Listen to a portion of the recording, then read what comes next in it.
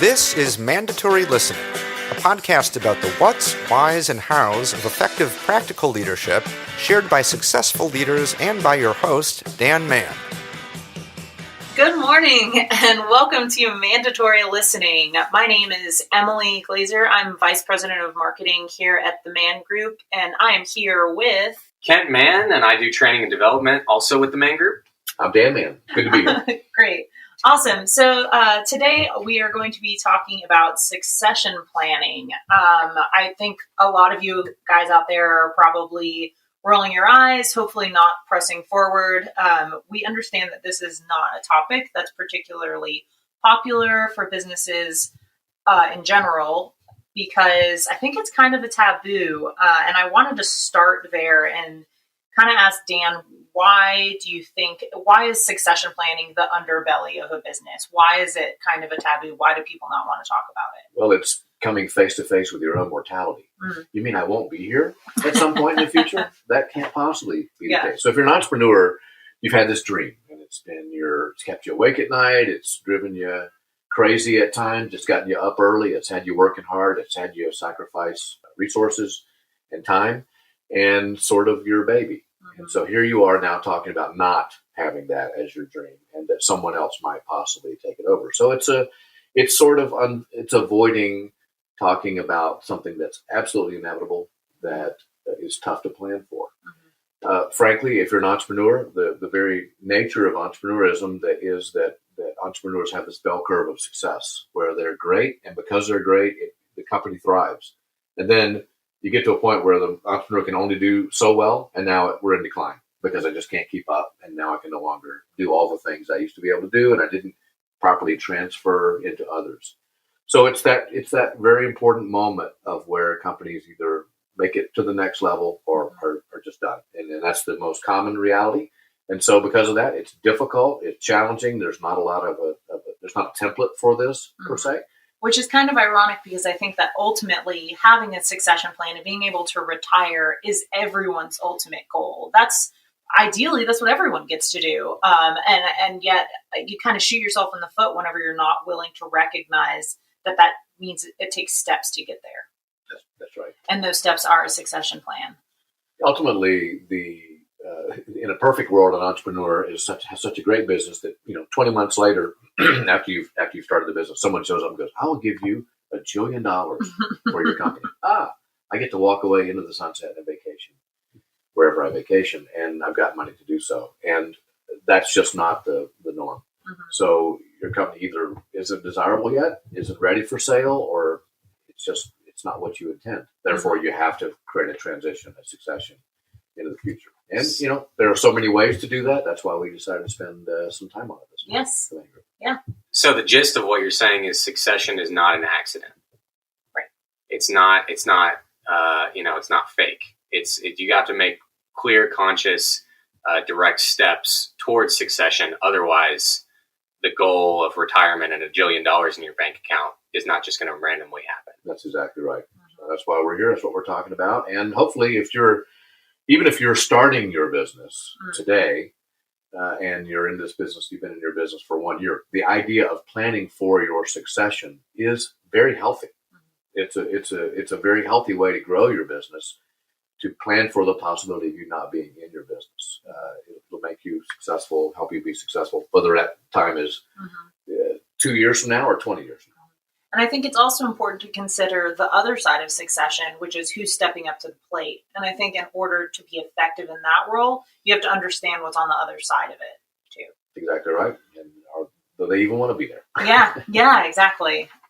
So that's why in this month's series, we're going to be cracking open succession and prove that there's nothing to be afraid of. And that, in fact, is actually a really integral and important part of planning an effective business. So what happens if you don't have a succession plan? Let's get a little fear factor in here. Well, it's the same as any time you don't have a plan per se, any strategic plan, any operational plan. Without a plan, you're operating from a strategy of hope, and that's not a great strategy. So I hope this works out. I hope someone comes along and wants to buy my business. I hope these folks that are working for me get it. I hope they want to be part of this business. and that's not gonna bring about success. Now, certainly some folks have walked into a lucky environment and things went well, and good for them. So an entrepreneur's dream and the entrepreneur's plan for the future fails, or the next generation or the next group of people come in and take the leadership, and the dream or the brand or the vision of this entrepreneur is not realized as they go in a different direction, change, or possibly make big mistakes. I'm reading today about the change at GE. General Electric's going through some of the most dramatic changes of any major company in the world. You look back over the legacy of the CEOs who have run that business, and you can see how no succession plan provided for 9/11, and how the companies had to adjust to the new world after 9/11. But then since then, changes that have been not made, decisions that were avoided, decisions that were made badly. Now the company has to make wholesale radical changes to even survive. Yeah. That was not the intent in 1980. Yeah.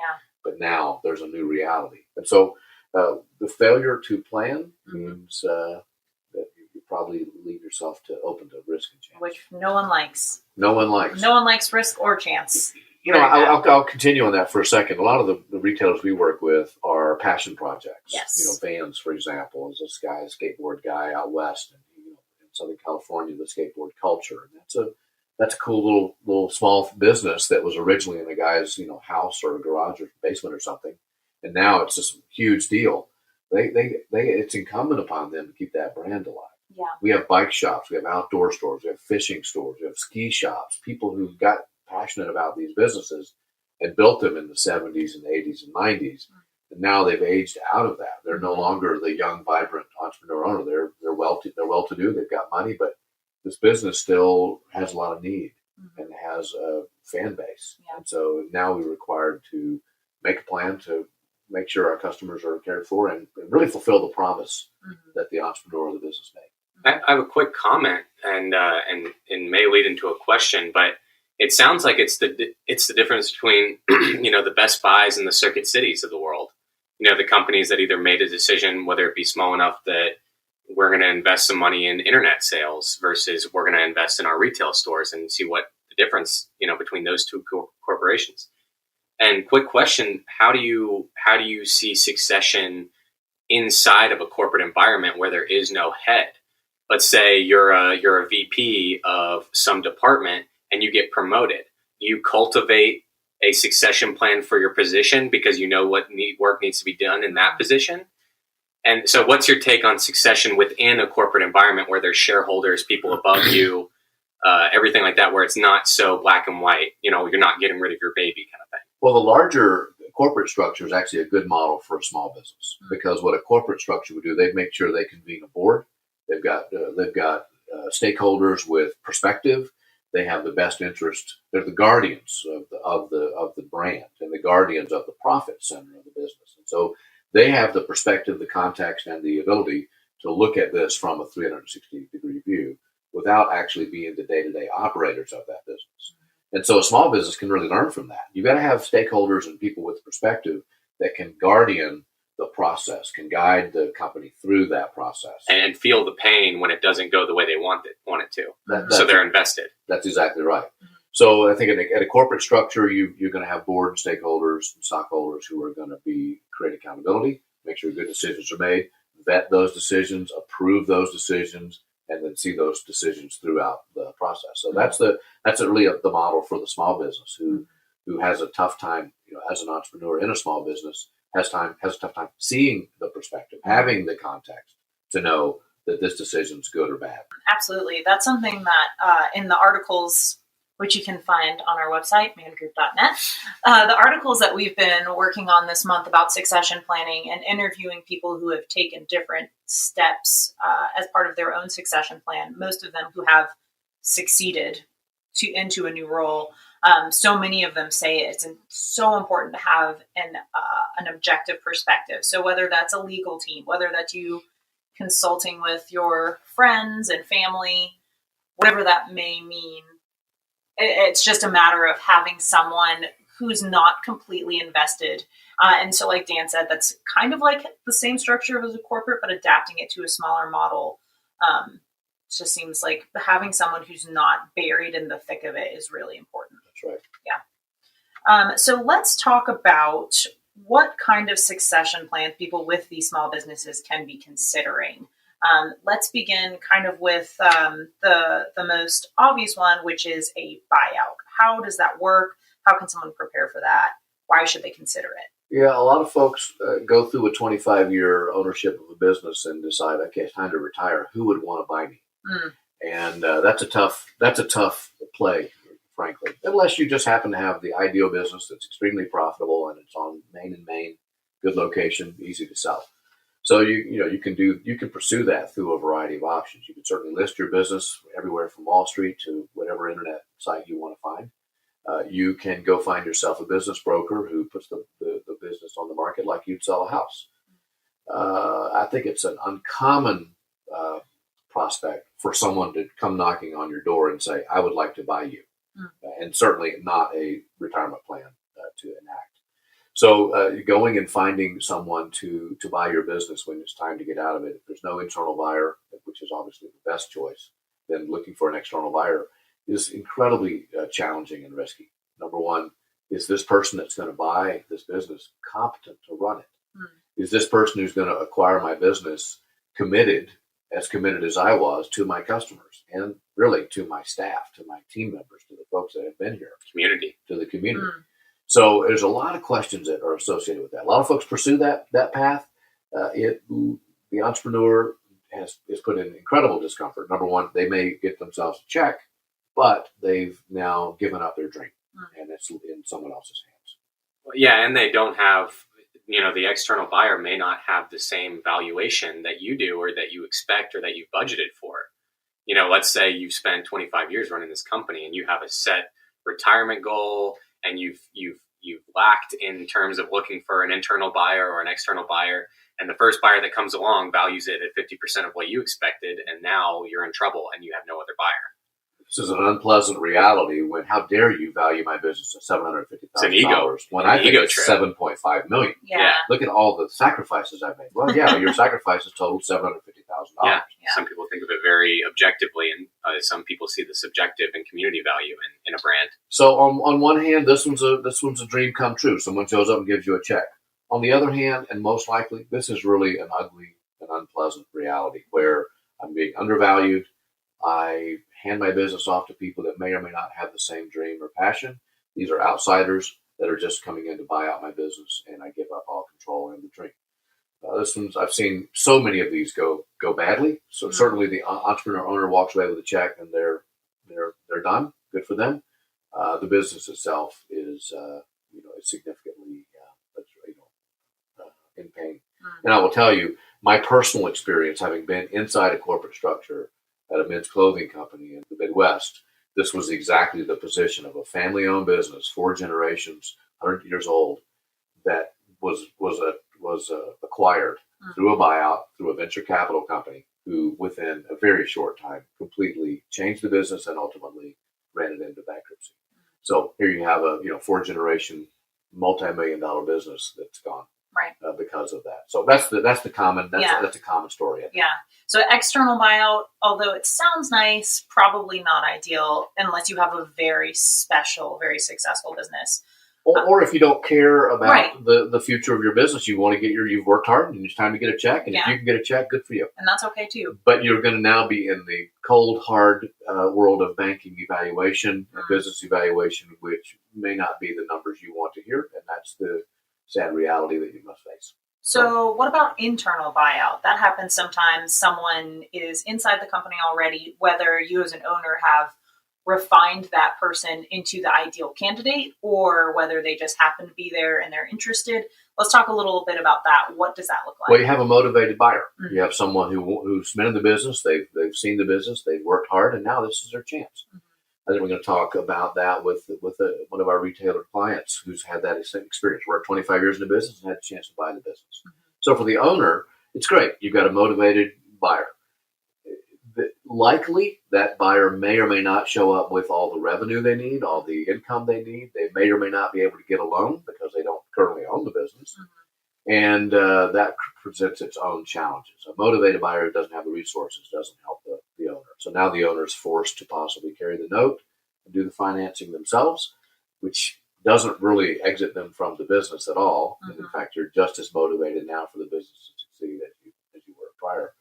But at least you can hand the business off into good, motivated hands of people that you've trained and vetted. So there's a lot of emotion associated with that, where you kind of sit on the sidelines and you're counting on getting a paycheck each month as the owner, and you're carrying the financing on the business.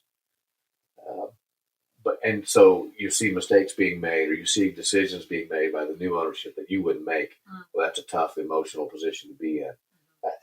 Don't do that. Don't make that decision. So the new owners are in a tough spot. So there's a lot of emotion associated with that, even though it's at first that seems good.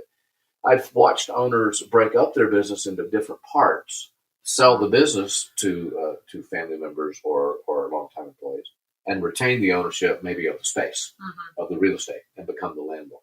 And that gives the owner a lot of option to have some degree of control, at the same time let go of the business and get an owner that can own the business without having to buy everything. Yeah. So there's some interesting things that happen there. That's a very compelling approach if you've got a qualified member of the team, family, or employee base. And if you're willing to maintain some connection, because I don't think it's ever, like you said, it's never cut and dry. There's going to be a transition period. That's right. Which might be good for you. Maybe that's what you want. That's right. So how about this is a similar line. What about whenever you gift the business to someone, whether that's in a will or just as a cognizant choice that you want to pass it on to your family and you're ready to do that now? What does that look like? Well, we're going to actually hear about that in our newsletter this month, which is for better or for worse. An owner is wise to create that kind of a structure in the event of a sudden death. What happens? So you want that answer, in advance. If, on the other hand, you go, hey, I've saved, I've got money in the bank, I'm ready to give the business out, give it away to a family member in particular. The big question for me is, I'm giving this gift.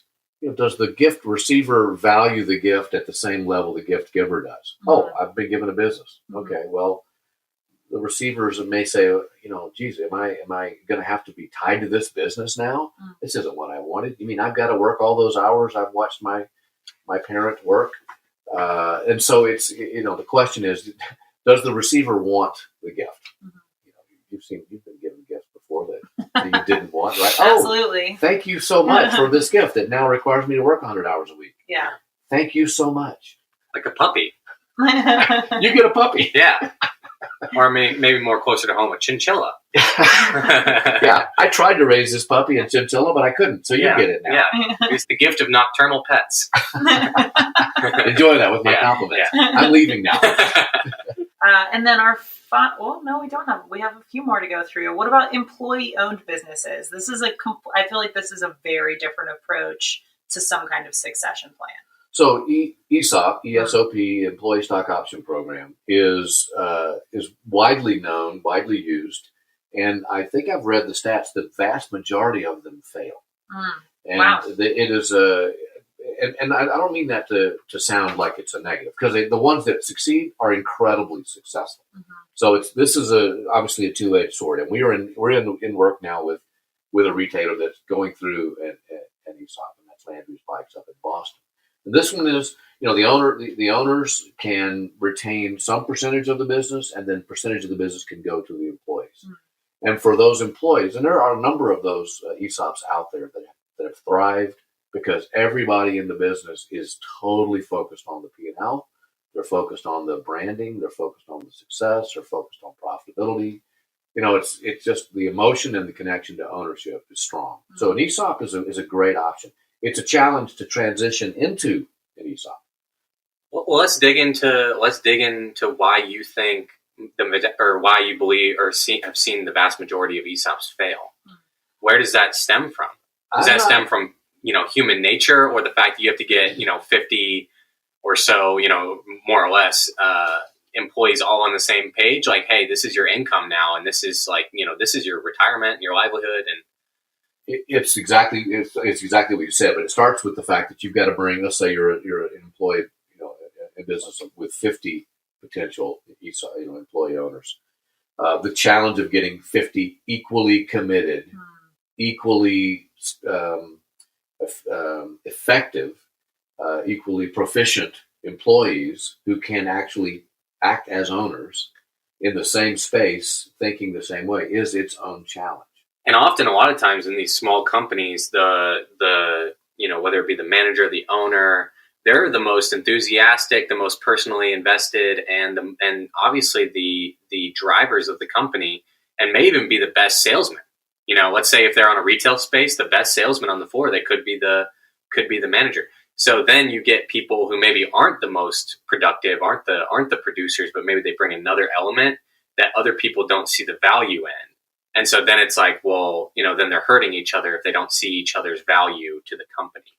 So, Emily, you wrote this month about, or one of our social media posts about HEB. Yeah, that's what I was actually going to ask about. That's a much larger footprint. So that's not a 50-person team to making decisions. That's 80,000 people making a decision. So why does that work in that case? Yeah, because if you create the structure and the ownership can get out of the way and create the new structure, the structure is in place, then you've got a winning formula. So, like any other business, there's turnover. People leave. People buy out their ESOP ownership, or they sell out their ESOP ownership, and so it's tough to keep. What's the phrase? It's tough to keep the band together. Yeah. It's tough to keep everybody thinking the same way, looking the same way, just as engaged, without some degree of distraction or detraction that causes the ultimate failure. I think the reason, Kent, to answer your question, why ESOPs are so challenging is because it's hard to set it up. There are a lot of governmental regulations. Yep. There are then within those regulations, there's a whole industry of ESOP consultants that help people figure out how to do this well. Right. So it's hard work. Yeah. That's why I think it's a challenge. Right. Ideologically, hey, let's get an ESOP. Yeah. But the Can't actual day to day, it's going to take us years to build it. Yeah. And I've watched companies become an ESOP and then go out of an ESOP back to ownership, and they decide to sell to an owner. And so it's complicated. It's a great solution. At the end of the day, if it's done well, you've got 50 to 100 or 80,000, as it were, employees fully engaged, really happy, fully committed, really happy, and really all pulling together. And that's a great thing when you can do it. I do also want to touch on, this isn't necessarily a form of a succession plan, but to consider how franchises play into the idea of either buying out or selling out or succession in general. So say you have a franchise business, does that, it has to complicate the idea of succession a little. So how should people consider that? Yeah, franchises bring you the opportunity to start a business quickly. I don't know how to run a shoe store, so I'm going to talk to Fleet Feet about becoming a franchise owner of a running store. Immediately, I've got vendor relationships. I've got help on my store design. I've got good branding opportunities. I get to use a name that's well known. Hey, I want to get into the sandwich making business. I'm going to buy myself 3 or 4 Subway franchises. Next thing you know, I'm a sandwich expert, even though I knew nothing about it before. So franchises are great. Get you up and running quickly. If you've got the money to get started, you've got a business. And all the help that you would need, all the teammates and partners and training you would need is built in. So that's the advantage. Disadvantage, when it's time to go, I've got to find somebody to buy that franchise that gets approved by the franchise itself. Yeah. So they've got to sign off on it, and I've got to make sure all the things work. And I've still got this heavy chunk of money that's owed to the franchise. So it's complex. It just brings another decider to the table. So I'm going to ask, maybe a difficult question, or maybe a devil's advocate question. How do you think purists in these certain industries, which are very, purist heavy, like outdoor industry, bike industry, running industry, do you think they see the franchise system as a dilution of their industry and of their product? Let's say the founder of Fleet Feet goes into a franchise of a Fleet Feet and really has a bad experience and sees their vision or their creation done in a way that they don't, enjoy. Do you think that there is a percentage of the population that disagrees with the franchise system in terms of the industry? Well, unfortunately, anybody that disagrees with the franchise system is going to have a tough time doing business in this world, because there are franchises in every corner. Yeah.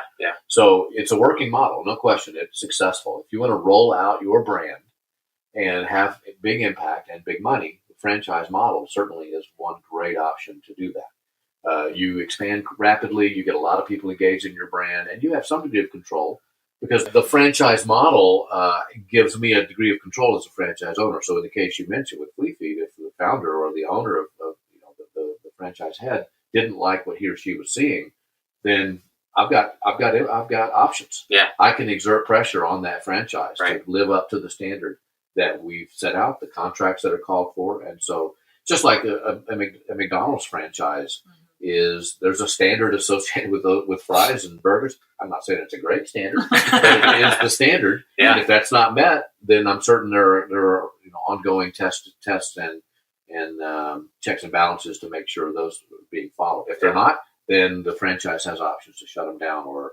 effect change. So the purists might not like it, but the franchise model works because if you want to expand the brand, that's one way to do it. Yeah. And lets people get into the business relatively easily and share a passion for something. So, I mean, it works when it works. I mean, it does work. I mean, I've heard the franchise quota for like Chick-fil-A is years. Oh, yeah. You know, people will a Chick-fil-A franchise to their kids. Oh, yeah. And then 15 years later, they get to open a Chick-fil-A, and just have it. That's exactly right. That's an interesting idea that, this has become a thing. And a strong brand like Chick-fil-A, Subway, Fleet Feet, others like that, they have value, built inherent value. Yeah. That ultimately serves the customer along the way. And a lot of safety too, for the customer. So Absolutely. Yeah, I agree. So we kind of talked about mortality a little as an introduction.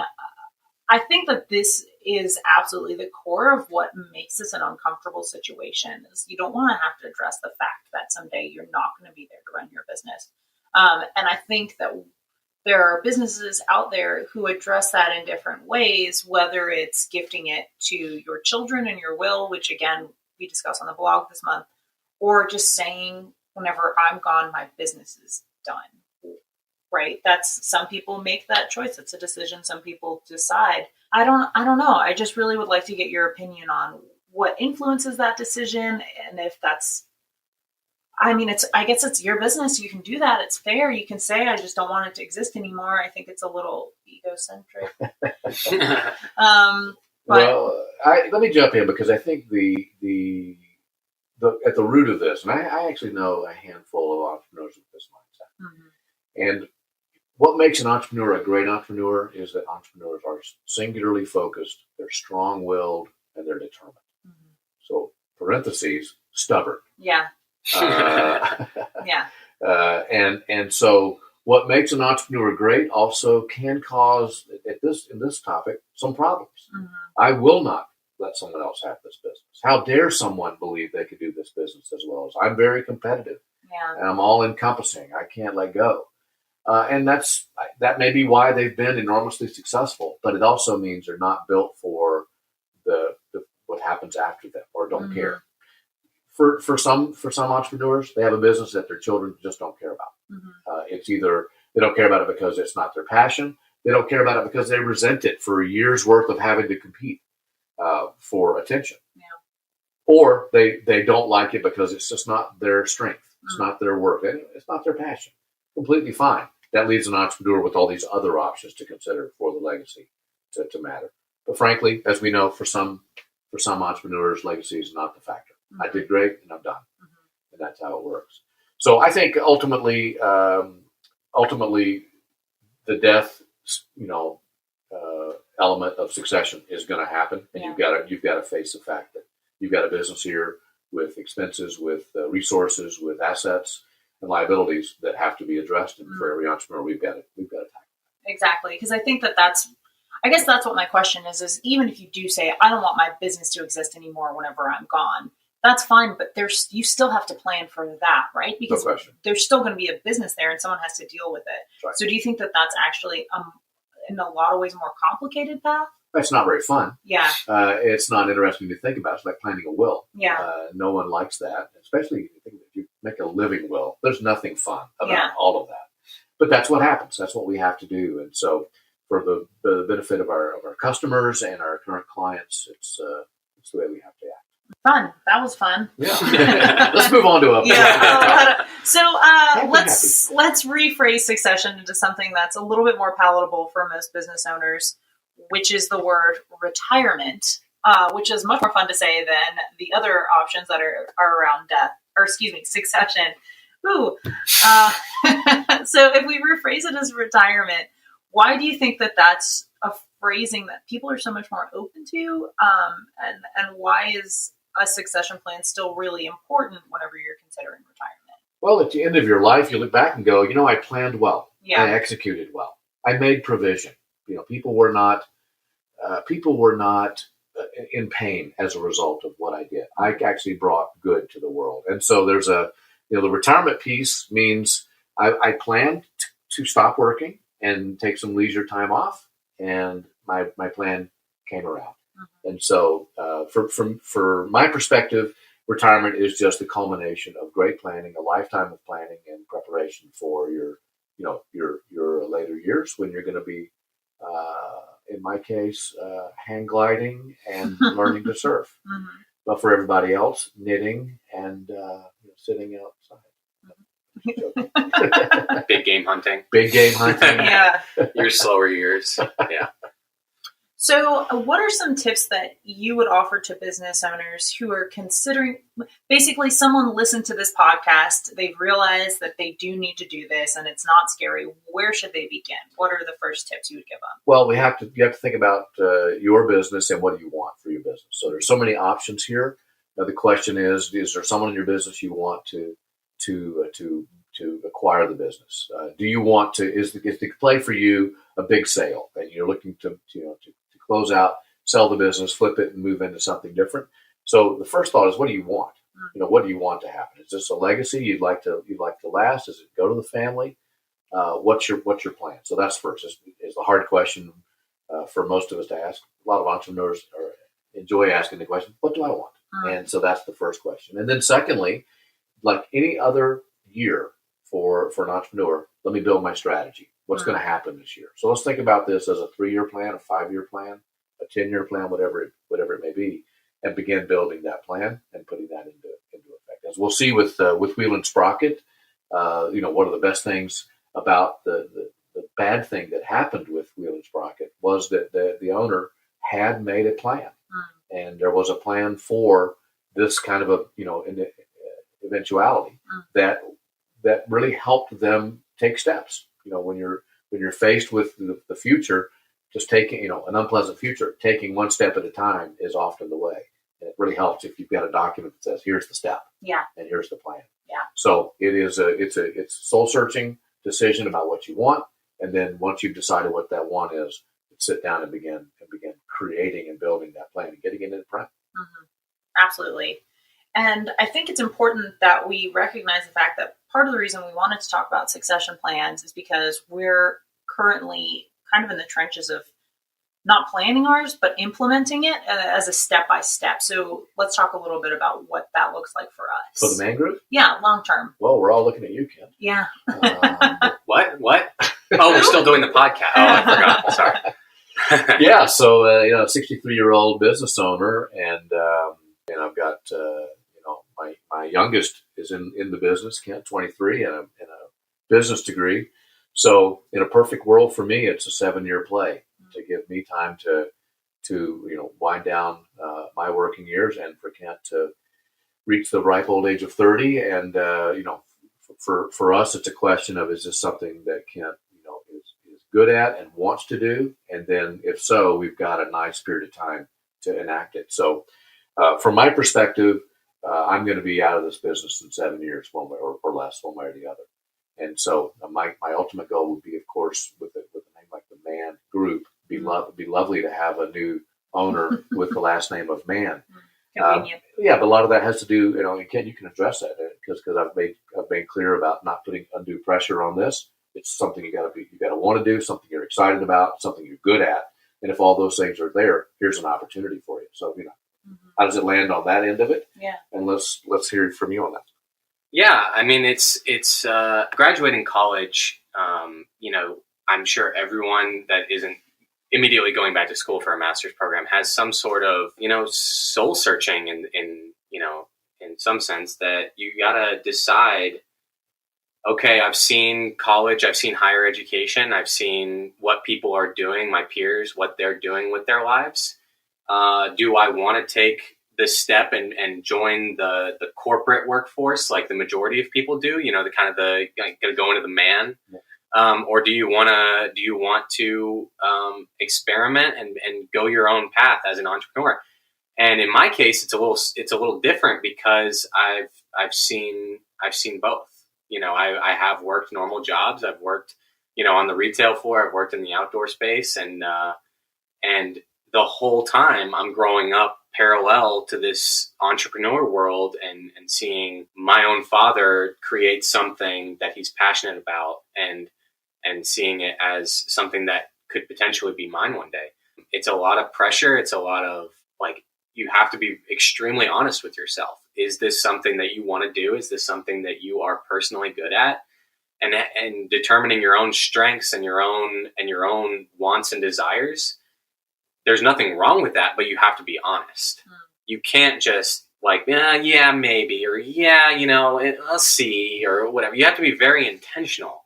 And unfortunately, in a lot of places these days, in a lot of schools, it's not a very cultivating environment for determining what your strengths are and what your options are. I think a lot of people don't realize how many options they really have. And they think they're on this straight, narrow path and they have to follow this path. And so, even if 7 years down the line, you're out of the business and it's mine, and a year later, someone comes by and says, hey, what's up? Here's $1 jillion. Go have fun with your retirement. Or I cultivate this and work just as hard as you did, and if not harder, and transform it into my own thing. And it becomes my passion project. Yeah. It's a lot. There's a lot that goes into it. A lot of options. Because I could just add on to what you've created. Mm-hmm. I don't think that's what you would want or what the Man Group would be good at. Or do I take my own personality and expand on that and expand on my own strengths? And because, we're not the same. We're not the same person. Yeah. And that's something that we've addressed a little bit on the blog this month is whenever you have a new generation that's coming up and that's purchasing a business, whether that's a family member or someone else, they're naturally going to have a different perspective on the potential of that business. And at least one business that we talked to, that was an opportunity for investors to invest in their business. So not only was he buying a business, he had such big plans for what he could do with this that he found other investors. Yeah. And that's just a really interesting perspective to think, where are you going to be in 7 years? Yeah. And where's the business going to be in 7 years? And what could be the potential beyond that? And the thing is with Dan is that when he started the company, it was him, just him. And so it is kind of molded out of the external environment that he created the business in.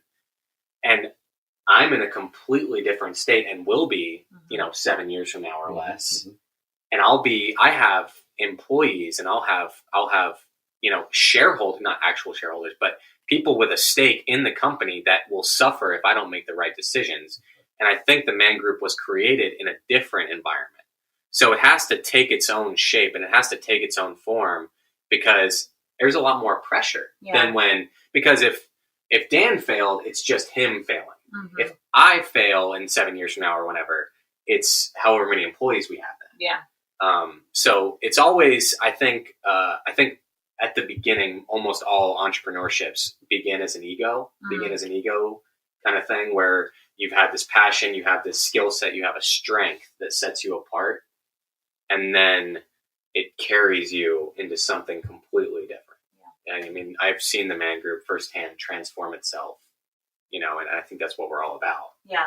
Seeing the transformation that can happen when desire and hard work go hand in hand. Mm-hmm. Or when you are an egotistic entrepreneur and name the company after yourself. Yeah, right? That. Who does that? So I appreciate everything you said there. It does go to the fact that you create a plan, and then the execution of that plan probably is more of an evolution. Yeah, we really may not know where it goes. What's that old? I think it's General Patton who said, "Planning is essential, but plans never work," or something like that. It's like where, every plan, the second you go into action, always falls through. But you have to plan in order to have an idea of all the intelligence you have. And that's an interesting. Yeah, to your point, Emily, that we started this conversation because we're in the middle of succession planning. So clearly, we have a 7-year timeline. We have a lot of options, just like anybody else. We've talked to companies about acquisition. We've talked about and thought about franchising. I have siblings. Yeah, we have all these things that are happening, and so it's fun to talk about.